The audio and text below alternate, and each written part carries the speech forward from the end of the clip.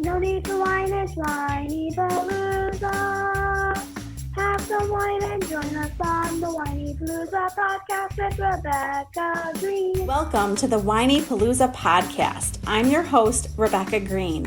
I'm a wife, mother of 3, and licensed clinical social worker. I also have 3 fur babies at home too. My passion has always been to help children and their families. I always dreamed of being a wife and a mother.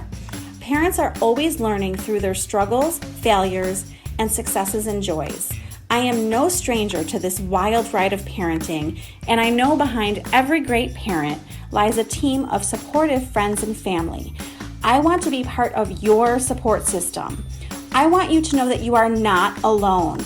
We are in this parenting world together. Join me every week for insightful discussions with experts on parenting and marriage, as well as other parents who have found the secret to successes in parenthood. You'll learn tips and tricks to make life with your family better than ever. I hope you will follow along with me while we dive into what it takes to achieve a happy family. Hello, this is Rebecca Greene for the Whinypaluza podcast, and I'm so excited. Today I have Jessica Ashely here. Welcome, Jessica. Thank you. I'm so excited to be here with you, Rebecca. I'm so excited to talk to you. I'm so excited to have you. I'm going to read your fabulous bio. I just love it. Okay.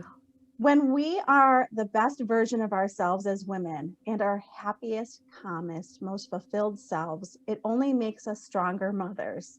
This journey of creating a new life, growing as a mother, rediscovering my true self, creating new dreams, finding true love, all helped me realize that when we are the best versions of ourselves, our happiest, most satisfied, most self-fulfilled versions of ourselves as women, we are then able to be there for our children in the way we want to be. It is then that we are able to create that life that they and we deserve. We can inspire them to live their lives with as much passion, love, strength, confidence, conviction, and calm as we have. When we choose to empower ourselves, to love ourselves, and allow ourselves to value and make strides towards our own internal happiness, we become stronger. With this strength, this self-assurance, and this confidence in ourselves, we then discover the calm within us. Everything I have gone through and everything I have learned on this journey of motherhood motivated me to create a resource for us as women and as mothers where we could find knowledge, share positivity, and receive inspiration to help us be the best versions of ourselves as women and as mothers. So Jessica created Stay Calm Mom. Oh. Oh. I've never heard my words spoken before, and it's like so moving just to like hear anyone else speak anything that was a thought of mine. So thank you for doing that. Well, and it's so much longer if you go to the jessicaashley.com, right? Mm-hmm. That is where you will find the full bio. And I read it many times, and I read this many times, and I'm so touched by it. It's just so inspiring. Oh, thank you so much, Rebecca. I'm always inspired by your positivity and every time we've spoken, and you're exactly the type of person that I wanted to connect with in life when I really started this sort of concept and this idea, because I think we just need to come together as women and as mothers because we're all sharing in very similar struggles, because no matter what your blessings are in life or no matter what your challenges are, just the journey of motherhood and that added pressure and sort of that shake up of your life, I think is a big challenge just in and of itself. And when we connect with each other and share our emotions honestly and share our lessons with each other, I think it just changes our world. So I feel that way about always speaking to you. So I'm really excited today to talk to you about all this. Well, and this is very special for us. So I'm going to tell everyone why it's special. Okay. So Jessica interviewed me on her podcast, The Stay Calm Mom, when she was starting. For the launch. When you were launching, and I was launching mine at the same time as you. So I feel so connected to you. Yes, me too. Me too. And hopefully we just share in that throughout the rest of this journey, because I think it just started. I think, as long as we just keep that passion in us for these projects that we love, which I hope we will, it'll be really fun to connect with you as our journeys move forward. Well, and I'm hoping, yes, we can keep jumping onto each other's shows and reconnecting and seeing how the journey is going. So I'm going to start with that. Okay. How are you are you enjoying the podcast journey? Oh, I love it. Oh my gosh. It's one of my favorite things in life that I've ever done. And I always want to do it. It's just so fabulous. I get to talk to beautiful people and beautiful souls like yourself all the time. And it's amazing because I've spoken to people now from all over the world, from, all these different countries and continents, and everyone has the same sentiments and the same encouragements to share with each other. And there's like a theme across all these different lessons that these women have learned in their lives. And there's a beauty to how they want to share it with each other. And I've just learned that there's so much commonality between all of us. And it's just amazing to see when you look at sort of everything so widespread. I've talked to a mother living in Guam, and I've talked to a mother, living in Australia, and, all over these different countries. And the experiences are so similar, and just what we want in life for our kids to be happy and to support them and be there for them.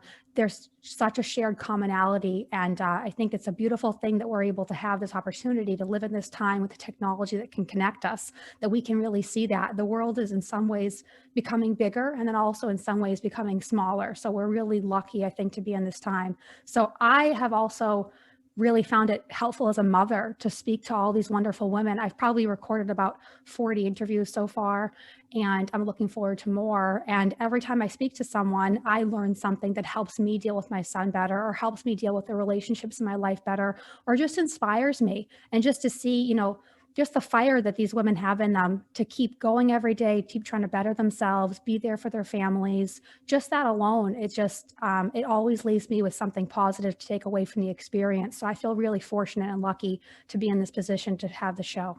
I feel the exact same way. You put it in the most perfect words. I couldn't have expressed it as well as you did.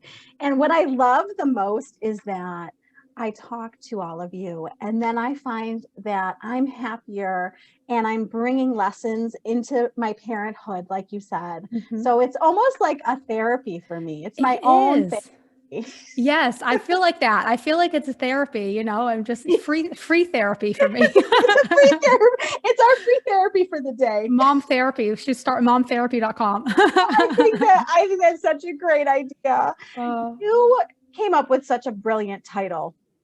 You called it the Stay Calm Mom, which we're all striving to become. And I'm just wondering where you came up with that fabulous name. There's sort of a story behind it. I feel like I'm definitely, sometimes people have said, oh, Jessica, the Stay Calm Mom. And I feel like I'm not really the Stay Calm Mom, because I'm trying to stay calm. And I'm trying, like, it's that, like you said, it's that effort that we have to keep making to kind of stay in that constant state. That's sort of our goal throughout the whole journey of motherhood. So for me, where it happened was my mom used to say to me, you're such a calm mom, because I would be like crying and having these breakdowns. And, in the midst of these sort of like bouts of depression, when I first had my son, that I'm sure a lot of moms have experienced, especially postpartum depression and all of that. I was going through a very traumatic breakup at the time through a divorce, and sort of my life had just shifted overnight. So, at the same time, all within like maybe the same month, I had a baby, and I went through a divorce of a 10-year marriage, and it was so overwhelming. So I'd be fine one minute with my son, and then, another minute I'd be crying, and, my mom would bring my son back in or something, and I'd kind of compose myself, and I'd be so happy to see him. And he'd bring such joy just to see him and be near him, that it kind of would overtake me, and I'd be fine. So she was saying to me, wow, you're such a calm mom when everything's like collapsing around you. When your son is here, you're calm. So it's really from him that he kind of gives me that calm and that strength, and that's where it kind of came from, is this idea that our children and being mothers gives us strength and gives us calm. And that's really what we're looking for as women, to find that self-fulfillment. And that circles back into helping us to be better mothers and more present with our kids. And that's really all the goal that we have. So I feel like that's really all of our goal, is to kind of stay calm. So I think staying strong and staying calm go hand in hand, because in order to be calm, you have to be strong. You have to be, trying to better yourself, triumph over anything that you're going through, and challenges. And that's when you're your strongest self, when you feel like, self secure in who you are, and your happiest self. I think that creates sort of the calm you need to then be the best mom you can be. So that strength and that calm kind of go hand in hand, you know? I completely agree. And I will tell you that I am not a calm mom. And I feel terrible saying that, but I will tell you that I embraced a word for the year. My word for the year is calm. I gave myself that word. And I think every year I'm going to focus on a word. Oh, that's awesome. I love that idea. And I'm really trying to be more present and mindful and calm. It's really a focus for me because I would not label myself a calm mom. We don't have to be calm all the time, that's for sure. Because I'm definitely not. My son is 2, and all he wants to do is break things. Like seriously, gosh. He just like he'll look at me on purpose and be like, and just throw it for fun. You know, he just wants that attention. So it's super hard to stay calm all the time, but it's the goal. But it's a challenge, but we work on it every day. I think we all work on it every day. Yeah. And like you said, mindfulness. I feel like you know, there's so much we can learn from these different practices and meditation and sort of infusing a lot of these healthy habits. And that's all we can do. We can just try to like, you know, go one step at a time towards that goal. And, you know, in the end, we'll get there, but it is challenging, you know? Sure. Oh, for sure. Well, and you touched on a challenge in your life. And I'm so impressed with you because I know that you had, I believe it was a 10-year marriage. And I know that you have moved your life forward from that in a positive direction. And I know there's other people who could benefit from learning from you. Can you share with us how you were able to do that? Oh, absolutely. I'll try my best because I would hope that anyone listening out there, if they're stuck in an unhappy situation, I hope that you first recognize that and recognize that you deserve to be happy, and recognize also that if you are a mom, your happiness is going to bring your children more happiness. So it's worth making a change if you're really in a circumstance that isn't right. So what had happened to me, I was very young when I got married, only 18, to my first boyfriend. And we were together for 10 years, but really the marriage was so tumultuous from the beginning. And unfortunately, he had suffered from some addictions. And for really 10 years, I tried to help him with that, you know, understanding the circumstance and the challenges he had faced in his life that sort of created those problems. But ultimately, I was miserable for most of the marriage and sort of not understanding how miserable I was. I had gained so much weight and had all these, you know, medical problems like asthma and all these things. And I'd really been kind of suffering from depression for so long that I didn't recognize that that was really a state, because I didn't recognize that that was not normal, you know. And it had unfortunately really been abusive from the beginning because of the addictions that he was suffering. And I sort of swept it under the rug. And of course, it's a very embarrassing problem to have. So you don't recognize fully when there's anything like that, any terms of abuse or anything. Sometimes you don't recognize that that's what it is. And I had sort of convinced myself everything was fine. And I had actually convinced myself that the relationship was getting better over time. But really what had happened was I had learned how to really walk on eggshells more, how to like control the circumstance, but I wasn't fixing the circumstance, because you can't fix someone who doesn't want to change. And you have to just recognize when there's circumstances that are unacceptable, you have to be willing to say this is unacceptable and this isn't how I should be treated, and walk away. But a combination of sort of how it had all happened and being so young had all sort of contributed to it. And so it went on for so long, longer than it should have, for 10 years. Ultimately, we actually had a baby, and that was something that I thought would help the situation. I thought we were in a good place after 10 years. Looking back now, I can see I had just learned how to control the situation. The actual underlying problems were still the same, but I thought we were in a good place. I thought the baby would also and he thought the baby would also, you know, bring us closer and all of that. So ultimately, it actually took me 2 years to have my son. So I was surprised when I finally was pregnant with him, because I didn't expect it to happen. It had been a couple of years I've been trying. So I was really excited. And unfortunately, things did get worse during the pregnancy. And eventually, towards the end of the pregnancy, I recognized that I was going to have to do this alone. And like, it was really towards the end when the problems had gotten so bad that, you know, I recognized that it could be a danger to my son. And it was that moment when everything changed for me, because it was no longer about myself. It was about my son. And ever since that moment, I was forever changed. And I kind of sat in my car for 2 hours really thinking about, okay, I'm going to do this myself. And I was about 8 or 9 months pregnant. And so I had my son, and I recovered from my C-section pretty quickly. And then within the month, some more incidents had happened, and I was able to walk away. And it was something like a movie, like a Lifetime movie. And I kind of just grabbed a bag, threw my stuff in it, and just walked away with anything I could from the house while he was at work. And I never looked back. I did go back to get a few baby things from the baby shower, but that was about it. And I sort of never looked back in life, and I just put my son first. And I said, this is the right choice for my son.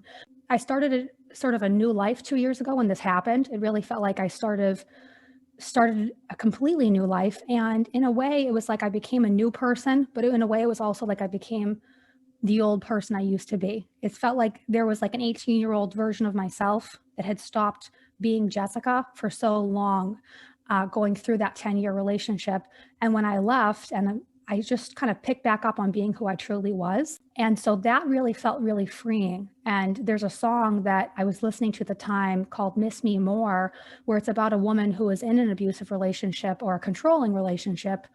And she had finally left, and she said, I thought I'd miss you, but I missed me more. And that's really how I felt. I thought that I would be devastated and I would be upset. And I was all those things, but I found out that I found myself again, and I had missed myself even more.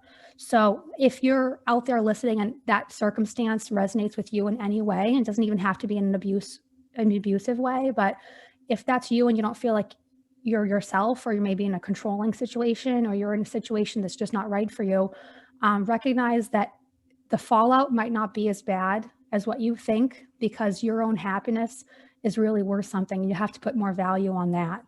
And it was the best decision I really ever made in my life. And I started going to therapy and all those things. So through that journey of sort of coming back to myself and going through therapy and everything, I wanted to bring the strategies and the resources that I had found helpful to me over the last couple of years of sort of growth and healing to moms out there. Because even if you haven't gone through something exactly similar, to a certain degree, as we were discussing, just motherhood in general can really wear you down. And it has an effect on all your relationships. Your marriage can be affected, your friendships, just your sense of self-identity. And, it's sort of a journey to heal in a certain way and to grow and become better. And you have to focus on loving yourself, and you're going to be there for your kids even more. I'm so moved. I am so impressed with you. I am so happy that you were able to do that and to find yourself again and to get out of a difficult situation. And I just see such amazing things ahead of you as you're talking. Like I see the bright light and you've become such a strong, amazing woman. And I hope that you see that. Thank you, Rebecca. That's so sweet of you. That's really, really so nice of you to say.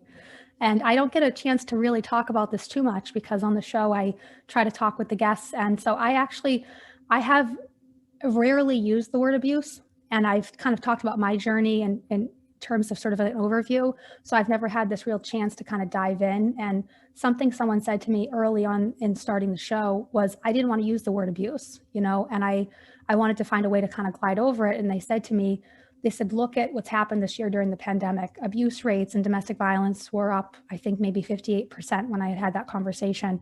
And, women were up to the point where many of them were being hospitalized, and they were expecting to see the death rate from domestic violence increase. And that's not even looking what's happening really to children. And so the woman I was speaking to, she said, you're doing a disservice to women out there who have been in abusive relationships or are going through that, to not talk about those circumstances. And that really resonated with me. So I kind of wanted to put my vanity aside a little bit, because I had been hiding that for so long, for those 10 years.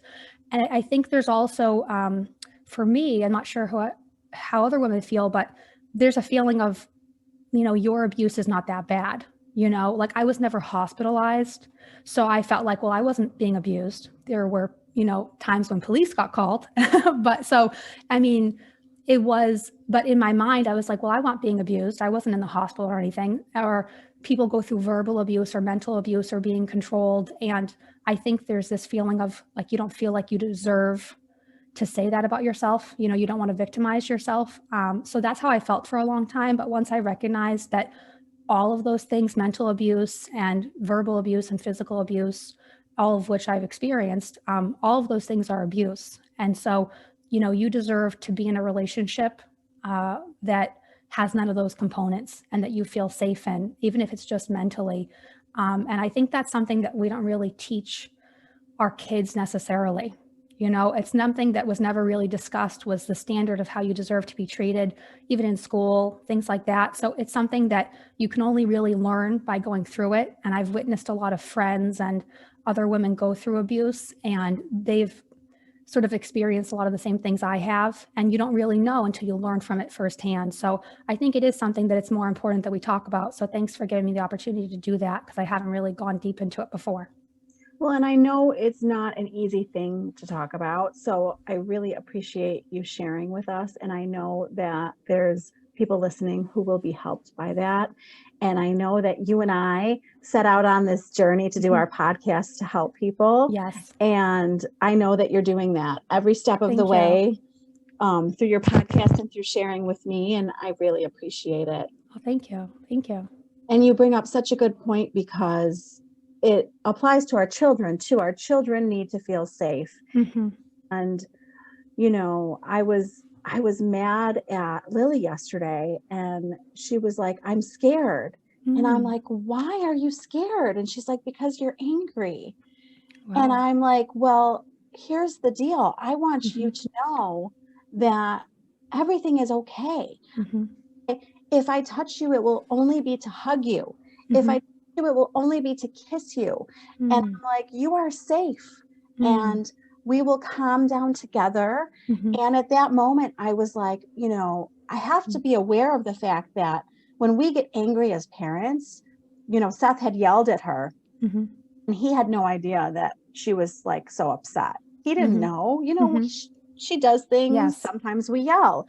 Well, we don't want our kids to feel scared and unsafe. And at that moment, I was like, see, that's making me the calm mom. It's a teachable moment. Yes. It's teaching me to be the calm mom, because I can teach her the lesson without raising my voice. You are the calm mom. We're all the calm mom. I need to start calling myself the calm mom. Yes. But I love that you took the time to tell her about, you know, that in such detail, you know, because bullying is something that we've gotten a lot of talk about over the last decade or so. And I think that's made an impact. So that sort of a conversation is important to have with our kids. Well, and we don't want our kids to feel bullied by us either. Like, that's, you know, huge. We want to be, we want our partners to feel safe with us. We want our kids to feel safe with us. And as you're moving forward in your life, and you've learned so much about relationships, what are you looking for? What have you learned to move forward and look for in new relationships? In new relationships, I've learned so many things over the last couple of years that I think the first thing, like even before looking for, like in terms of, I'm a single mom, so I am looking for a relationship in life. You know, I hope I don't end up alone or something. But even before looking for a relationship, I feel like you have to do the work on yourself and make sure that you're feeling good and that, you know, you're emotionally where you need to be able to make the best decisions for you and for your family. So I've done a lot of work on sort of myself, first of all, and sort of who do I want to be and how do I want to act and all of that. And sort of I've taken some action steps in my life that have brought me to a place where I'm comfortable and I feel secure and feel like I'm emotionally where I want to be in life. So I think kind of that's the first step, is to work on yourself. And in terms of relationships, what I'm looking for, I've learned on the show, doing the show, a lot about the different types of relationships, love languages. I just did an episode on, and understanding how to, you know, communicate, you know, your appreciation and love for each other and all of that. So, and, you know, EQ, emotional intelligence, and all these things. So I'm trying to think in terms of like looking for a relationship. Me personally, I'm just looking for someone in my life who is really kind. I mean, just kindness it sounds like such a simple concept, but it's really my most important value in life. And Cinderella has always resonated with me for some reason, and I always feel silly talking about it, and I don't mind feeling silly talking about it because there's a theme in that story about kindness, sort of being above all else, and even being kind when you are being challenged or you're in unfair circumstances, and still having grace and kindness. And so to me, kindness is just, I think you should, that's like the most important thing in life. And I want to teach my son that's the most important value for you to have, and the most important thing to have in a relationship. So for me now, going through everything I have gone through, I'm looking for number one, kindness, and to share that same value with someone. And then, as a mom, I'm looking for someone who values my son to the same way that I value my son. And that's really the major thing that I'm looking for in terms of a relationship. And then everything else, I'm just looking for kind of like good values that are similar to mine. And then just in the show, I've really learned a lot about healthy relationships. So there was that love languages piece that's just fresh in my mind. Having emotional intelligence and being aware, having respect for one another. I think there's a quote, you can have love, you can have respect without love, but you can't have love without respect. And that really resonates with me also. So I think just respect for one another is super, super important. That's what I'm looking for. Mm-hmm. Yes. So true. All of it is so true. Mm-hmm. And on my nightstand, I just read Men Are From Mars and Women Are From Venus, and underneath it is the 5 love languages. Oh yeah. And I swear I've read it before, but I am definitely, that's like next on my list to read. And I have really learned through the years that my husband and I need such different things from each other. Mm-hmm. So I do think the book is going to help me even more. So I love the love languages, because I think it really, for me, it's just like gives me an aha moment, saying like, okay, this is why I clicked with this person, or why I didn't click with that person. Because just sort of going into single mom mode for a moment, that's sort of where I am in life. I mean, I'm, single and learning about having new relationships. So the love languages, I did the survey, and I thought my number one love language was going to be words of affirmation, because I just love to talk and I love to hear, appreciative things, and I love to give, encouragement and things like that. And I found out that my number one thing is actually physical touch, and just doesn't even have to be like in a sexual way, just like holding hands and a hug and just kind of being there for each other. So I think like just the hand holding, all of that, like romantic things, is so important. So the love languages are interesting to know about, not just in our like actual partner relationships, but even just in our relationships with everyone around us. Like my mom, she clearly, her love language is gift giving.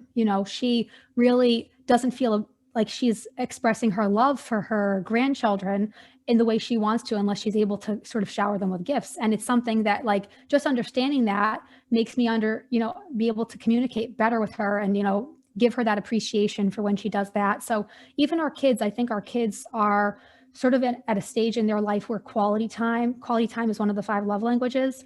And I think that our children are sort of living in that sort of love language, because the stages of your love language do happen to change throughout your life. So our kids, that's the best way to express our love to them, is give them that uninterrupted quality time. So that was important for me to know. So it's like with the show, I feel like every episode, it's not that there are these groundbreaking, action steps that are going to change our life in a huge way in that exact moment, but they're all these pieces of knowledge. And I think that's really important, that you're living your life in a way that every day you're looking to better yourself and sort of seek inspiration every day. And then all of a sudden you look back and you feel like a renewed person. You feel like you're able to handle your relationships a little bit better, and your life is just better overall. So true. So true. And you said that our love languages change, which is so spot on, because I'm laughing thinking about the fact that I have 3 kids and they keep me spinning. And my husband realizes that acts of service are what I'm always looking for from him. And it's like him taking them somewhere or doing this, or like that makes me feel loved because I feel helped. Yes. And when we first met, I never, ever would have said that. Exactly. It changes. That's so true. And so you just being able to communicate that to him makes a big difference. Just having that ability to have that open communication about that. So I think it's awesome. Well, and on the other side, he doesn't feel that way. So then I have to learn what he needs. You know what I mean? Because he doesn't need that to feel loved. So it's interesting, but That I'm going to is. back you up to Cinderella. So first Okay. I want to tell you that my daughter Ella comes from Cinderella. Oh, she First of all, does. yes, Ella's from because Cinderella because we yes, both love Disney, I remember. well, and I remember seeing on Facebook that you love Disney. I do. And I was like, I I'm cannot do this obsessed. podcast with her and not bring up Uh-huh. Disney World. I'm so glad you did. I'm happy to talk to Disney about Disney any single day of the week. I love Disney so much. I'm obsessed. Well, and it's hard right now because, I don't know about you, but I'm not ready to travel. No, me too. And I had a trip planned last April when COVID broke out to Disney, and I was so excited and it got canceled. And I'm wondering if I might go this summer. I might go with like me and my son and his grandparents. We might go. So we'll see. I think once we all get the vaccines and can travel again, I think there's going to be multiple trips to Disney. I haven't been there in 10 years. What? Yeah, I haven't been there since my 21st birthday. And I want to go so bad because I didn't have any kids to go with since then. And we kind of went as a family trip back then. We were all kind of older. So it was sort of like a last hurrah sort of thing before everyone sort of started moving out in college and all that. But yeah, I miss it. So I love to watch Disney movies with my son. And what we love to do is, as you were seeing probably on my post, I love to watch the Disney fireworks show with him at night. We like to turn the fireworks on. I have never done that. Oh, it's on YouTube. It's awesome. They have the whole fireworks show and it's all recorded like on the Cinderella's castle. And it's so much fun. You can do virtual rides. I actually did that with him this week. I have done that. That's a lot of fun. They have Universal it's not Disney, but Universal has like a Jurassic Park ride that he loves dinosaurs right now. So we like to watch that together, 10 minutes. It kind of breaks up your day. You feel like mentally you went somewhere since we're all trapped with COVID. And for us Disney lovers, we need it. My girls and I sat on the couch and watched rides for hours one day and we felt like we had gone to Disney World. You could even make it like a thing. You can have some snacks and wear Disney outfits or something like that. Wouldn't that be a fun day? Oh, I love that. Fun. So much fun. Ella doesn't like to go on rides. So it's like the perfect ride for her to be able to sit on her couch and watch. Oh, that's so awesome. Now is her favorite Princess Cinderella since she's named after Cinderella? Hands down. She knows the story. I found out that Cinderella's real name was Ella. Oh, really? Yes. And I don't know what the timing was. Yes. But it just was so perfect being pregnant with a girl. And I'm just like, I love Disney and I love Cinderella. And my husband loved the name. So I was like, yes. Oh, that's awesome. That's so good. Have you seen Drew Barrymore does sort of like a almost real life version of Cinderella? It's called Ever After. Have you seen that movie? You know what? Years and years ago, I think we should revisit it. It's a good time for movies in our life because we're not going to as many places as we used to go. Yes, definitely. But still Disney I think actually Disney is closed right now. I think they're closed down with COVID. They reclosed Disney World. Did not know recently. That. Because my father just told me about it because we were talking about maybe the summer we'll go to Disney. And I think that they're closed again. So I'm dying to go. I love the concept of Disney just because the quality of everything that they do is just above all else. And especially when you go to Disney World, everyone's like, have a magical day. I mean, it's just a special place. I just love it. I can't wait to show my son it. And I think that you were the one who said that the lessons in the movies are so wonderful. I think that was you who was writing about that. Yes, I was researching it a little bit and I don't have the facts in front of me, but they were saying that about every minute or every few minutes, I forget how many minutes, but it was every few minutes or so, there's sort of a kind act that one of the characters does. And there was some sort of like a psychological term to it.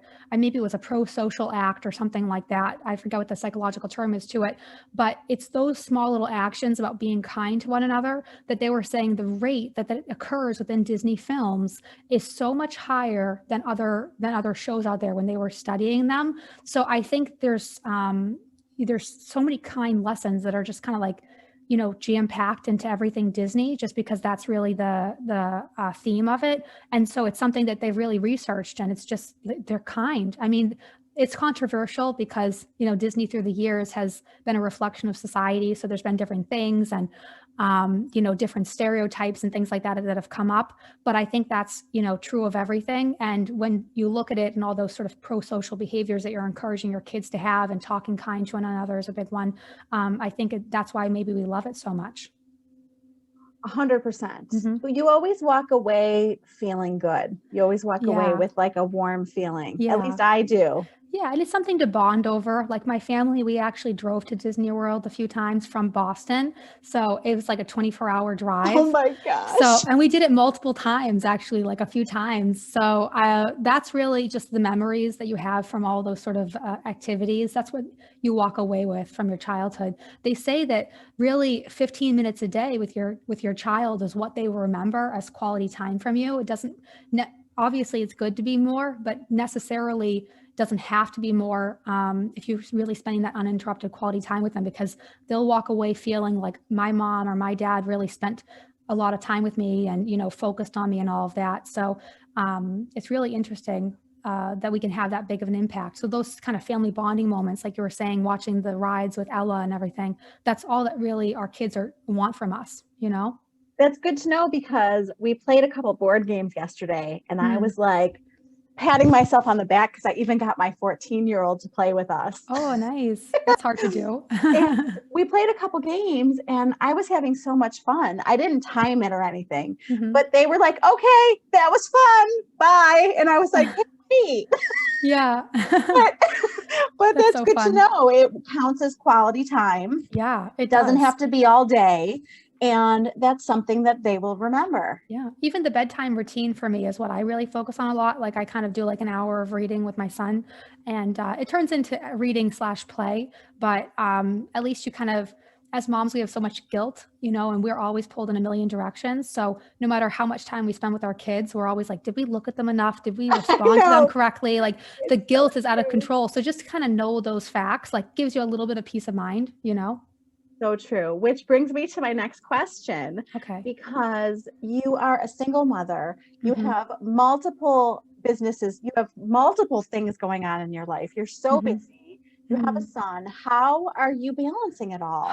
Oh my gosh, like so by a thread. Like it's truly by a thread. It feels like that every day. It's so hard because being that I am a single parent and I don't have a lot of family that lives near me, my number one challenge is just like when the daycare is closed, what do you do? Or like if he has a runny nose, especially with COVID, you can't send him to school for like the week, you're out of luck. We had a snowstorm the other day and the school was closed for 2 days. And he actually only goes to school right now, daycare, Monday through Thursday. So not even Friday. So for me, if he's home for 2 days with a snow day, my week is shot. Or if he has a runny nose, like on a Sunday, I'm like, oh my God, my whole week is gone, because I don't have anyone to call, when the school closes early or anything like that. So for me, it's sort of like those challenges timing wise are what's really hard to balance, because I'm also self-employed as a realtor. So it's really hard to kind of make the time for all of that. And I used to have my 9-to-5 job. I was in banking for 10 years before I had my son. And I tried to go back to that shortly after I had my son, but it was so hard to maintain, like, like I said, like, if he has a runny nose or anything like that, and then COVID happened and all the daycare shut down.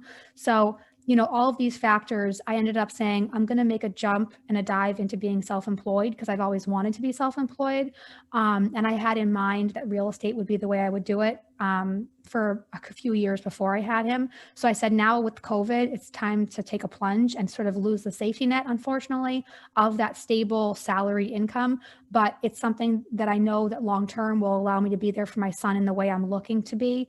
So right now it's sort of like an interesting time in my life, because I just started my new business being self-employed, and then also the podcast, which takes a lot of time also. So it is a real balancing act right now, and it's sort of scary, but I just think it's super important to kind of have faith in what you can accomplish, if it, and sort of, not be afraid that you have to take like the safest route, kind of, if you see a path for you that's going to work, like I think you should go for it. A big concept with me that I think is really important for your own happiness is sort of creating a new goal for yourself and new dreams in your life. Because a lot of times we're sort of, we feel really defeated by whatever we wanted, especially in motherhood. If you had previous goals or previous plans for your life and they got really changed, especially in motherhood, I think it's really easy to feel so defeated, and it's really important for your own happiness to sort of create a new dream for yourself. And I call them dreams, kind of Cinderella is in me with that.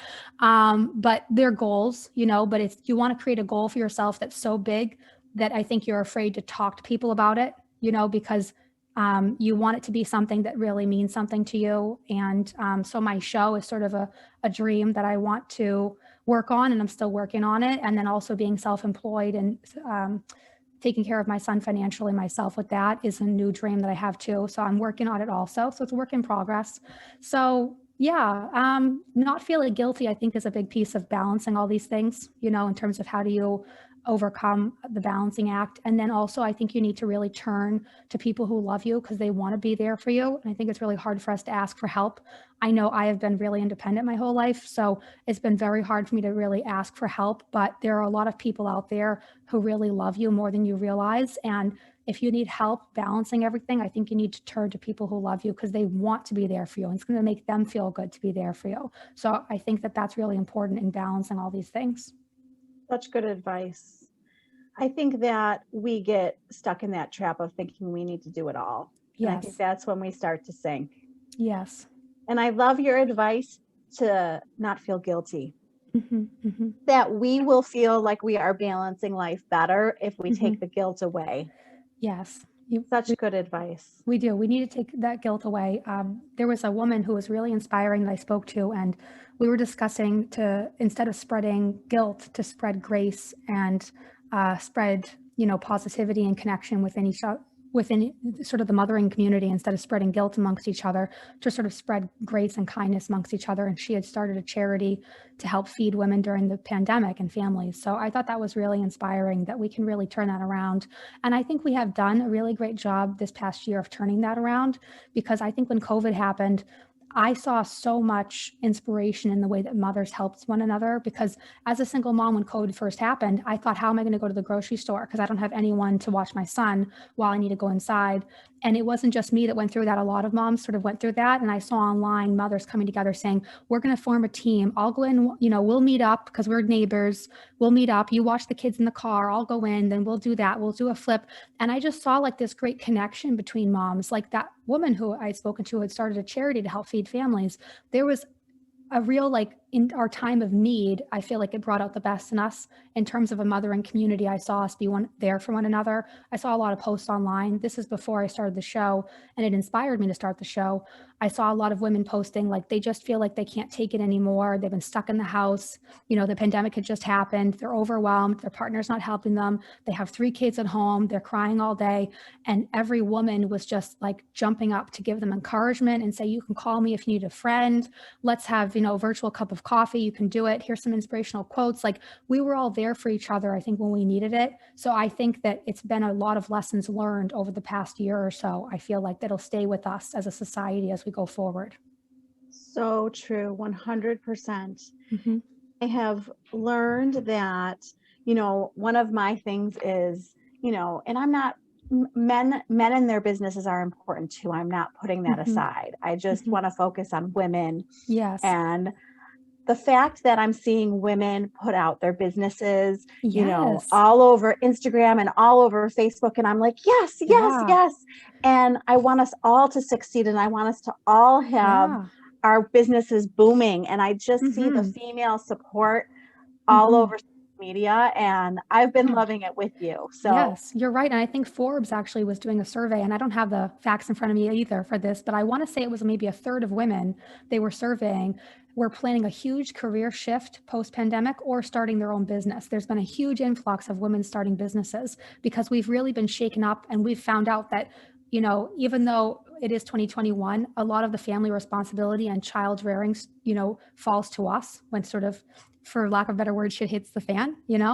And so we've really realized that we need to make some big changes in our life. And it's sort of time to get those new dreams and sort of go after them and be brave and recognize that you can do it. And I think, like you said, a big piece of that is the encouragement that we've been able to share with each other. Absolutely. And I can't believe how many women have had to quit their jobs. Yes. Children are not in school. Most children are not in school 5 days a week.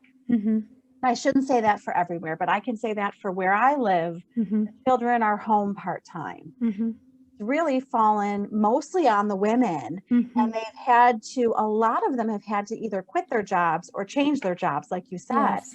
And my heart goes out to people who Mm-hmm. are doing the 9 to 5 job, Mm-hmm. because finding things to do that I can do flexibly, I can't say Yes. the word, finding things I can do that are flexible Yeah. are the saver with being a mother and having my You have kids to. home. Yeah, definitely. You're right. And that's why I changed now into real estate, because I had my 9 to 5 job and it was very comfortable. But motherhood is like a whole nother thing, because it's a full-time job. It's a full-time job, and we don't recognize it in our society as a full-time job, but it is a full-time job, and we don't even have some of the benefits like, paid daycare services and, paid medical leave, maternity leave and everything that other first world countries have. So it is really challenging. So it's been a big shift. And a lot of divorces have come out of the pandemic also, because I don't think it's just kind of been a wake up call to like, you need to be there to support each other, because it can't always fall to us with the kids. Like, it has to be a joint effort in this 2021 world where we're relying on both incomes and all of that. And we shouldn't feel that all the burden's on us. So it's made people really take another look at their relationships. And it's unfortunate that there's been such a high divorce rate, and it's sad, because I think that people do need to spend a lot of time before making that decision and try counseling and all those things, unless there are some major problems. Like, I was speaking to my divorce attorney friend, and she was saying it's really sad what she's seen this past year of how quickly people want to jump to divorce without really trying anything else, or, and they have children and everything. So she's found it pretty sad, but it's been such a big shakeup and made us reassess all of our relationships. So much so. Mm-hmm. It's been an interesting year, and it's been an interesting journey starting our podcast together. Mm-hmm. And I can't tell you how I'm just so happy to see you again and be able to talk to you. Me too. And it feels like yesterday I was just talking to you, but I think it's been a few months now, like maybe 4 months or something. It's been a long time. And it feels like yesterday, and you were telling me about your kids, and we were discussing, are they going back to school? And now we're in the winter months again of this and talking about vaccines. So it's been interesting. Well, we'll have to reconnect again for sure. Yes, absolutely. We can, for sure. What else would you like to share that I didn't get a chance to ask you? Okay. Anything else? The only thing maybe I would love to share with anyone out there listening who has identified with any of the pieces of the journey that I've been through, that I've discussed. I really took some time to reflect, especially during COVID and being home with my son, on what has really helped me sort of feel better the last couple of years and feel like myself, and feeling strong enough to take on new challenges and to be the best mother, feeling strong enough to be the best mother I can be, really. And I think that what I really reflected on was this idea that, looking back, all the experiences in my life have really shaped me into who I am. And I think back to certain experiences and I say, okay, that experience built me, and I think that the same experiences we go through, we either really allow them to break us or allow them to build us. And it's about our perception in that moment and how we sort of rise from those challenges. And there are certainly a million action steps that you need to take when you sort of want to have your life build you up and learn from it and grow from it, instead of breaking you down and feel destroyed from it. But some of the action steps that have really helped me to take a circumstance such as my divorce and having a son myself and going through all of that, instead of letting that really break me and try to make an effort to sort of let it build me into who I am, I sort of took 5 steps that I hope maybe would help someone out there. I guess the first step that really helped me was, we touched on it a little bit, was to reassess my relationships and make sure that I'm really taking a healthy look at my relationships and making sure that there are positive influences in my life, and that people who are in my life for the right reasons, and that they're adding positivity to me and they really love me from a genuine perspective. So really reassessing your relationships, I think, is a priority number 1 when you want to sort of better your life. And I think a second action step that has helped is, we are also discussing a little bit about this. It was about growth and sort of seeking growth, because something that I feel like when you're going through a time of despair such as that, and what I was going through, I felt like I don't have anything to look forward to. I don't have anything I want to do. What will make me happy in life? Nothing. It felt like a very a time of despair. And I think the only way to come out of that and to sort of give yourself new hope is to be looking through your life through a lens of constantly be trying to better yourself, looking for that daily inspiration in small things, in a conversation such as this one, in the positivity of it, in a quote that you might have seen, in the beauty of nature, going outside to take a walk. Looking for that inspiration is going to help you grow one piece at a time. And eventually you'll get to the point where you're inspired and you're able to create sort of new hopes and new dreams and see the light, as you mentioned, Rebecca, at the end of the tunnel, which is really what it's all about when you're trying to overcome challenges. And that brings me to sort of the third step would be, focusing on positive daily habits. Like for me, journaling has been a big one in the mornings. And I know a lot of moms love to journal before their kids wake up. For me, the number one thing that has helped me and helped me during COVID, as I think it helped many people, was just taking walks and being out in nature. It just really gave me the time to reflect. Exercising kind of gives you also that time to reflect. Just, infusing some daily habits where you have you time, if the baby's napping, having that cup of coffee. And there's like trying to kind of turn your mind off. Like I know you mentioned mindfulness, like trying to just sit with your cup of coffee for just 1 minute and look at the beauty of the nature outside the window instead of thinking of all those reoccurring thoughts in our mind. And then once you're feeling good, you're able to kind of create those new hopes and new dreams is sort of the fourth step, I would say, and fourth stage. And then the last piece that I'll mention that really helped me was, how do you overcome the anxiety? And I think that's where the Stay Calm Mom piece for me kind of comes into play of how do you actually stay calm and want to do all this? Because it's really easy to have, anxiety and panic attacks and be like, I don't want to change. I hate everything about my life. I'm never going to have a nice life, like all these things. And so for me, someone had inspired me on a podcast actually and said that you can live in the emotions of your future. If you're really imagining the future that you want, and, having a vision of it, that vision is just as powerful as a memory or as a present moment. It's the power you're giving it. So if you can imagine the future you want, you can live in the emotions of happiness and positivity just for a moment to imagine those emotions and sort of absorb them. And that will give you strength to move forward. So on the flip side of that, I think if you're also facing big challenges, you should also imagine going through those challenges and how painful will that feel? How will I recover from that? How will that divorce affect me? How will losing this job affect me? Because you'll work through those emotions before the actual event occurs, and you'll recognize that you can get through them. Because as mothers, there's nothing we can't get through. So if you already are prepared to kind of face the worst case scenario, you'll then be able to walk through that circumstance and that fire unscathed, and you'll know you can come out of it stronger. So that's what I really just want to share with everyone out there. Those are some of the reflections that have helped me over the last couple of years. And that's a lot of the reason I wanted to create Stay Calm Mom. So thank you for giving me the opportunity to share that. Oh, such good advice.